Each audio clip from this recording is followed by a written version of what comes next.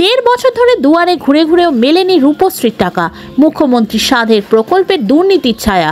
রূপশ্রীর টাকা পাওয়ার জন্য দিতে হয়েছিল ৩,০০০ টাকা কাটমানি, কিন্তু তারপরেও বাতিল হয়ে যায় আবেদন। বিয়ের পর দেড় বছর ধরে মেয়ের হক আদায়ের দাবিতে প্রশাসনের দুয়ারে গিয়ে জুতোর শুকতারা খসে গেছে মায়ের, তারপরেও হয়নি সমাধান। মুখ্যমন্ত্রীর কঠোর নির্দেশের পরেও বারবার সামনে আসছে সরকারি প্রকল্পের দুর্নীতি। দুয়ারে সরকার প্রকল্পে অভিযোগ দায়ের। অভিযোগ সামনে আসতেই শুরু হয়েছে রাজনৈতিক তরজা। তৃণমূল আমলে কাটমানি ছাড়া কিছু হয় না, কটাক্ষ বিজেপির। প্রশাসন খতিয়ে দেখে উপযুক্ত পদক্ষেপ নেবে, সাফাই তৃণমূলের। মালদা জেলার হরিশ্চন্দ্রপুর ১ নম্বর ব্লকের রাঙাইপুরের বাসিন্দা রুকসানা খাতুন। ২০২৩ সালের অক্টোবর মাসে বিয়ে হয় রুকসানার। নিয়ম অনুযায়ী করেছিলেন রূপশ্রীর জন্য আবেদন। সেই সময় এই প্রকল্পের সুবিধা পাওয়ার জন্য ৩,০০০ টাকা দিতে হয়েছিল কাটমানি, কিন্তু তারপরও বাতিল হয়ে যায় আবেদন। মেলেনি টাকা। একাধিকবার প্রশাসনিক দপ্তরে গেছেন রুকসানার মা নুরেশা বিবি। বারবার দেওয়া হয়েছে প্রতিশ্রুতি, কিন্তু কাজ হয়নি। এদিন শুরু হয় দুয়ারে সরকার ক্যাম্প। সেখানেই অভিযোগ জানিয়েছেন রুকসানার মা। জানা যাচ্ছে এলাকা জুড়ে এই প্রকল্পে সক্রিয় রয়েছেন দালাল চক্র। টাকা দিলে তবেই মেলে সুবিধা, আবার অনেক ক্ষেত্রে টাকা দিয়েও হচ্ছে না কাজ। কাদের মদত রয়েছে? কেন পদক্ষেপ নিচ্ছে না প্রশাসন? উঠছে প্রশ্ন। ৭২ ঘন্টায় নিশ্চিত বশীকরণ। আপনার প্রেম, ভালোবাসা, বিবাহ, ব্যবসা, চাকরি, কর্ম, বাস্তু, শিক্ষা, গ্রহদোষ ইত্যাদি সকল সমস্যার নিশ্চিত সমাধান করুন অনলাইন বা চেম্বারে এসে। সমাধান পেতে আজই যোগাযোগ করুন তান্ত্রিক জ্যোতিষী গুরুদেব দীপ আচার্যর সাথে। নাম্বার 8697885583। আজকে ব্লকে এসেছিলেন, কি কারণে ব্লকে এসেছিলেন, কি অভিযোগ ছিল আপনার? হ্যাঁ, ৪ বছর আগে। হ্যাঁ, তারপরে কি হলো? ফর্ম জমা দিতে এসে ২ দিন পরে জমা দিয়েছি। বিয়ের ২ দিন পরে দিয়েছিলেন? ২ দিন পরে, জি হ্যাঁ। পাইনি এখন। টাকাটা লে ঘুরছি, সমাজ থেকে ঘুরছি, পাই না খো। পাননি না? কি বলছেন, পাওয়া যাবে না? ক্যান্সেল হয়ে গেছে, আর পাইবে না টাকা। বিয়ে হয়নি, ভোগাদে ফলস করেছ।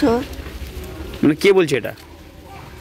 এটা যে ফর্ম লেছে সে জমা করছে, যে ফর্ম জমা দেয়নি ভোগাদে করছে। আমরা আজকে ব্লকে এসেছিলাম, আমার বোনের বিয়ে ছিল। দুয়ারে সরকারে এসেছি একটা অভিযোগ জানার জন্য। অভিযোগটা বললেন, তারপরে এখন ওই টাকা পাওয়া যাচ্ছে না। এখন ওইটাই আমরা বলতে এসেছি। টাকাটা কিসের? টাকাটা হচ্ছে রূপশ্রীতে। আচ্ছা, আমার বোনের আজকে থেকে নিয়ে ১.৫ বছর আগে বিয়ে দিয়েছিলাম। এখন পর্যন্ত টাকা পাওয়া যায়নি। ফর্ম সবই জমা দেওয়া গেছে, কিন্তু এখন পর্যন্ত টাকাটা পাওয়া যাচ্ছে না। ওই জন্য অভিযোগ জানাতে এসেছিলাম। আর ৩,০০০ টাকাও নিয়েছে একজন। ও বলেছে কি যে সব জমা হয়ে যাবে, টাকা পেয়ে যাবে, কিন্তু এতদিন হয়ে গেল তাও টাকা পাওয়া যাচ্ছে না। ৩,০০০ টাকা কিসের জন্য দিলেন? ওটা বলেছে যে আমি জমা দিয়ে দেবো, হয়ে যাবে। ওই জন্য ফর্মটা আমি জমা দিয়ে দেবো, টাকাটা পেয়ে যাবে। সারা পশ্চিমবাংলায় তৃণমূল সরকার মানে হচ্ছে কাটমানির সরকার। এই সরকারের আমলে মানে কোনো কিছু কাজ করাতে গেলে বলে কাটমানি ছাড়া কোনো কাজ হয় না। যে বেনিফিশিয়াল আজকে ১.৫ বছর আগে তার বিয়ে হয়েছে, তিনিও নাকি কাটমানি দিয়েছেন, তারপরেও প্রশাসন নাকি তাকে টাকাটা দিচ্ছে না, এবং উনি প্রশাসনের দুয়ারে দুয়ারে ঘুরে বেড়াচ্ছেন। এটা হচ্ছে তৃণমূলের শাসনে এগুলোর রাজত্ব চলছে, বুঝলেন?